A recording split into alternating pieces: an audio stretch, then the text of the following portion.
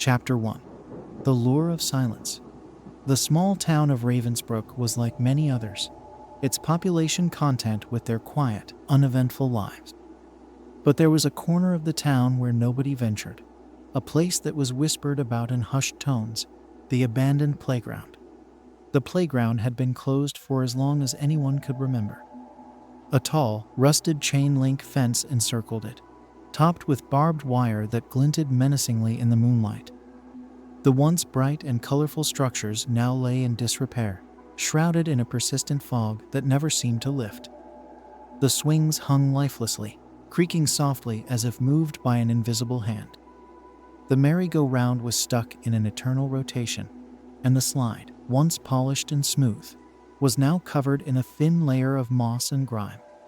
Children in the town were warned to stay away, and most did, heeding the eerie stories that their parents told them. Stories of children who had entered the playground and never returned, of laughter that echoed through the night, and of shadows that moved on their own. But the human mind is a curious thing, and it wasn't long before someone decided to test the truth behind the tales. Chapter 2. The First Dare. Marcus was 17 and felt invincible. His friends often said he was fearless, always the first to volunteer for any dare. So, it was no surprise when, on a particularly boring summer night, he suggested they explore the playground. "Come on, it's just a playground. What's the worst that could happen?" he challenged, a grin spreading across his face. His friends, hesitant at first, eventually agreed. They met at the edge of the playground just after midnight, armed with flashlights and a flask of whiskey to bolster their courage. The gate, though locked, had a section of the fence that had been bent upwards just enough for them to squeeze through. The moment they stepped onto the playground, a chill ran down their spines. The temperature seemed to drop several degrees, and the air was thick with an almost tangible sense of dread. The fog clung to their clothes, and every sound was amplified. The rustle of leaves, the distant hoot of an owl, the occasional creak of the swings. They huddled together, their bravado quickly fading as they walked deeper into the playground. Marcus led the way, his flashlight sweeping across the decaying equipment. As they passed the merry-go-round, it suddenly began to spin on its own, the rusted metal groaning loudly. The group froze, staring in horror as it picked up speed before abruptly stopping. "Let's just go," whispered Claire, her voice trembling. But Marcus, determined to prove his bravery, shook his head. "It's just the wind. Don't be scared." They pressed on, approaching the slide. The fog seemed thicker here, almost alive, swirling around their legs. Suddenly, the sound of children's laughter echoed through the playground, sending a jolt of fear through the group. "Did you hear that?" Paul's voice was barely a whisper. "Yeah," Marcus replied, his confidence faltering. Let's just keep going." They reached the slide, and Marcus climbed the ladder, determined to show his friends there was nothing to fear. But as he reached the top, he felt a hand on his shoulder. He turned, expecting to see one of his friends, but there was no one there. Panic set in, and he slid down the slide, landing hard at the bottom. His friends were waiting, eyes wide with terror. "We need to leave. Now," Claire insisted. Marcus didn't argue. They turned to head back to the entrance, but the fog had thickened, disorienting them. Every direction looked the same, and the laughter seemed to follow them, growing louder and more mocking. Chapter 3. Lost in the Fog. Hours seemed to pass as they wandered aimlessly, the fog closing in around them. Marcus's flashlight flickered and died, and soon, so did the others. They were plunged into darkness, their only guide the faint, eerie glow of the moon through the mist. "Stay close," Marcus ordered, though his voice shook with fear. They stumbled through the playground, tripping over unseen obstacles. The laughter had stopped, replaced by an oppressive silence that was even worse. Every now and then, they would hear a creak or a rustle, but they saw nothing. The playground seemed to be toying with them, leading them in circles, deeper and deeper into its heart. Claire was the first to go missing. One moment she was right behind Marcus, the next she was gone. They called out for her, their voices echoing eerily through the fog, but there was no response. Just silence. Paul was next. He had been lagging behind, and when Marcus turned to check on him, he was gone too. Marcus's heart pounded in his chest as he fought to keep his composure.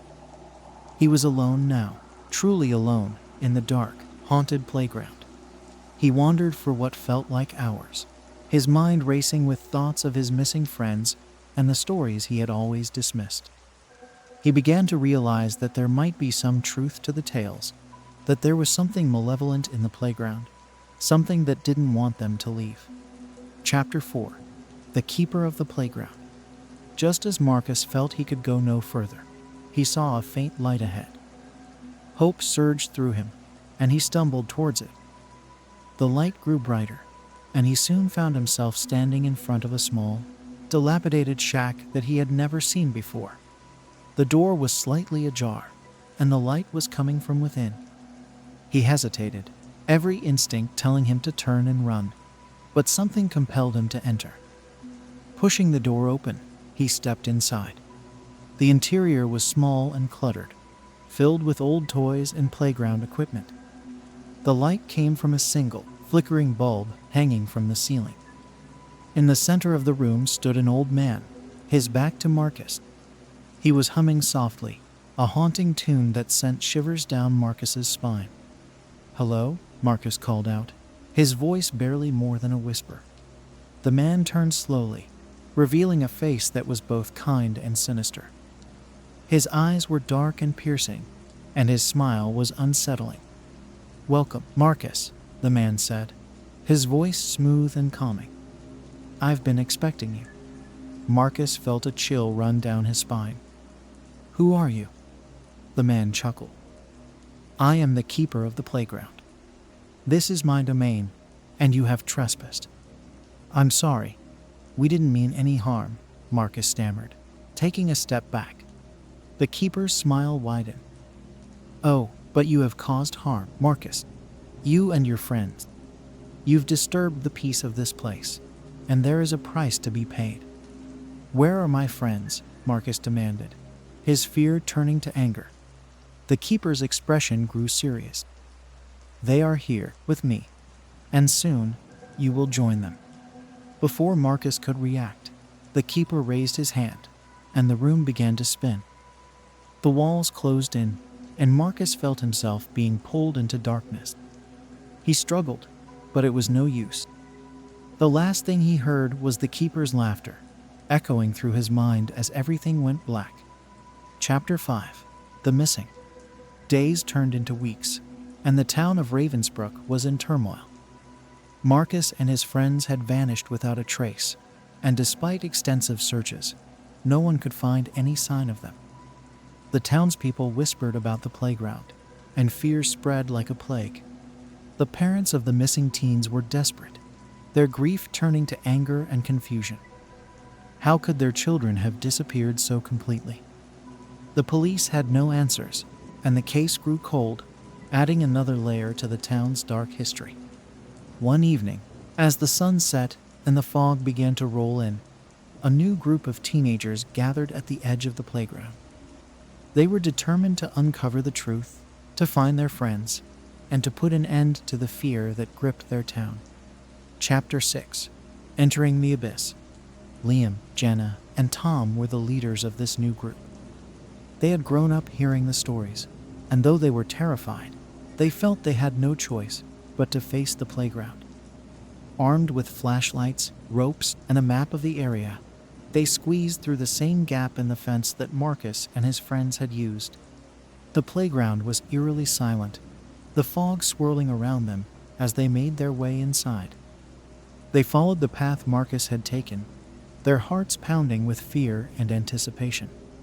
"We stick together," Liam whispered, his voice barely audible in the thick fog. "No one goes off on their own." The others nodded, gripping their flashlights tightly. They passed the swings, the merry-go-round, and the slide, each creaking and groaning as if alive. The fog seemed to close in around them, thicker and more oppressive with each step. Suddenly, Jenna froze. "Did you hear that?" The others stopped, listening intently. At first, there was nothing but the sound of their own breathing. Then, faintly, they heard it, children's laughter, echoing through the playground. "Stay calm," Liam whispered, though his voice trembled. "It's just a trick. Keep moving." They pressed on, the laughter growing louder and more sinister. The fog seemed to part ahead of them, revealing the same dilapidated shack that Marcus had found. The light was still on, flickering eerily through the broken windows. "We go in together," Liam said, trying to muster his courage. "We find our friends and we get out." Chapter 7. Confronting the Keeper. They approached the shack, their hearts pounding in their chests. Liam pushed the door open, and they stepped inside, their flashlights casting long, eerie shadows on the walls. The Keeper was waiting for them, standing in the center of the room, just as he had for Marcus. He smiled as they entered, his dark eyes gleaming with a malevolent light. "Welcome," he said, his voice smooth and calm. "I've been expecting you." Liam stepped forward, his flashlight aimed at the Keeper. "Where are our friends?" The Keeper chuckled. "They are here with me, just as you will be soon." Jenna stepped forward, her voice shaking with anger. "We're not afraid of you. We're going to find our friends and leave this place." The Keeper's smile faded, replaced by a look of cold fury. "You should be afraid. This playground is mine, and no one leaves without my permission." Before they could react, the Keeper raised his hand, and the room began to spin. The walls seemed to close in, and the darkness pressed in around them. Liam, Jenna, and Tom struggled, but it was no use. The last thing they heard was the Keeper's laughter, echoing through their minds as everything went black. Chapter 8. The Endless Night. The town of Ravensbrook was in despair. More teenagers had vanished, and fear gripped the hearts of the townspeople. The playground was now seen as a place of pure evil, a portal to another world where darkness reigned supreme. The parents of the missing teens were inconsolable, their grief turning to hopelessness. The police had no answers, and the playground remained shrouded in mystery and fear. One night, as the fog rolled in and the moon cast an eerie glow over the playground, a lone figure approached the fence. It was a man, his face hidden in the shadows. He had come to Ravensbrook to find the truth, to uncover the secrets of the playground, and to put an end to the terror that haunted the town. His name was Michael, a paranormal investigator with a reputation for solving the unsolvable. He had heard the stories, and he was determined to find out what was really happening in Ravensbrook. Chapter 9. The Investigator. Michael had spent years investigating haunted places, but the playground in Ravensbrook was different. There was something about it that felt truly malevolent, as if the very ground was tainted with darkness. He climbed over the fence, his equipment clinking softly as he landed on the other side. The fog was thick and cold, wrapping around him like a shroud. He turned on his flashlight and began to explore, taking careful notes of everything he saw. The playground was eerily silent, the only sound the occasional creak of the swings or the distant hoot of an owl. Michael moved cautiously, his senses on high alert. He could feel the presence of something watching him, something ancient and powerful. He reached the center of the playground, where the slide and merry-go-round stood in silent testament to the past. As he examined the equipment, he felt a sudden chill run down his spine. Turning, he saw a figure standing in the fog, a child dressed in old-fashioned clothing, staring at him with hollow eyes. "Who are you?" Michael called out, his voice echoing through the night. The child didn't answer, just pointed towards the dilapidated shack. Michael felt a surge of fear, but also a determination to uncover the truth. He followed the child, his flashlight cutting through the fog as he approached the shack. Chapter 10. The Final Confrontation. The door to the shack was ajar, and a faint light flickered inside. Michael pushed the door open and stepped inside, his flashlight illuminating the cluttered interior. The keeper was waiting for him, standing in the center of the room with a malevolent smile. "Welcome, Michael. I've been expecting you." Michael's heart pounded in his chest, but he stood his ground. "Who are you? What is this place?" The keeper's smile widened. "I am the keeper of the playground. This is my domain, and you have trespassed." Michael took a step forward, his flashlight aimed at the keeper. "I've come to find the missing children. Where are they?" The keeper's expression grew serious. "They are here with me. They have become part of the playground, just as you will." Michael felt a surge of anger. "You can't keep them here. Let them go." The keeper's eyes darkened. "You do not understand the power of this place. The playground is alive, and it feeds on the fear and despair of those who enter. No one leaves without my permission." Michael took a deep breath, his mind racing. He had to find a way to break the keeper's hold, to free the children and end the curse that haunted the playground. Chapter 11. The Ritual. Michael had spent years studying the paranormal, and he knew that breaking a curse required a powerful ritual.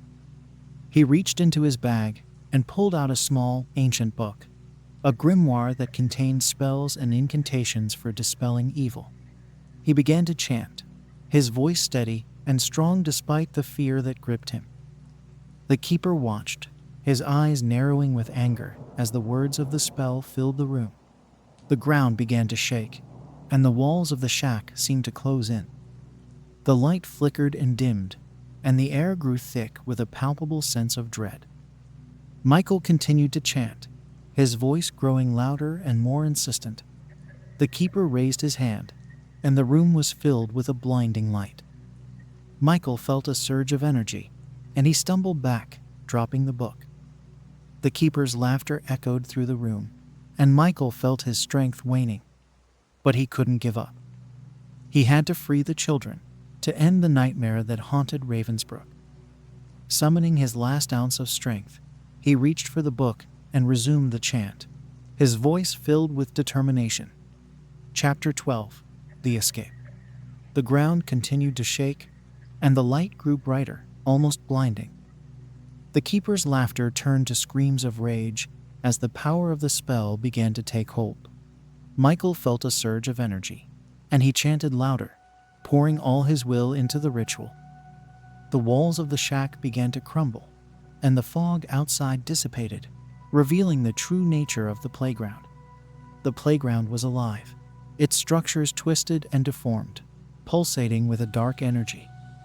The swings moved on their own, and the merry-go-round spun wildly, as if possessed by an unseen force.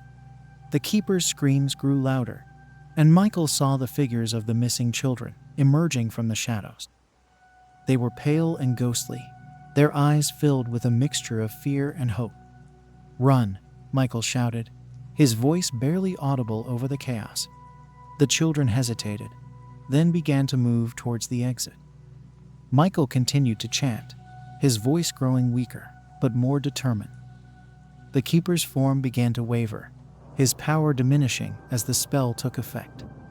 With a final surge of energy, Michael completed the ritual, and the keeper let out a final, agonizing scream.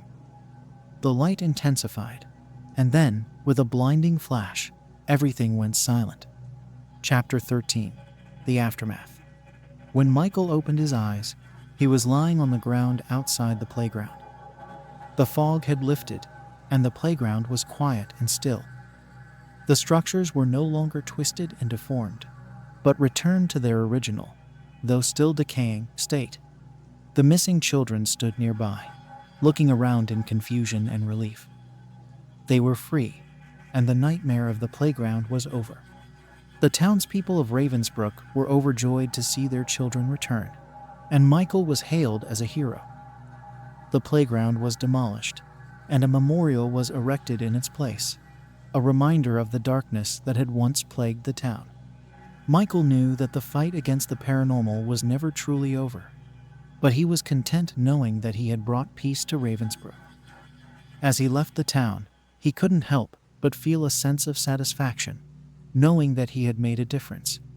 But deep down, he knew that there were other places like the playground, other places where darkness lurked, waiting for the next unsuspecting victim. And he would be ready, always ready, to face the unknown and to bring light to the darkest corners of the world.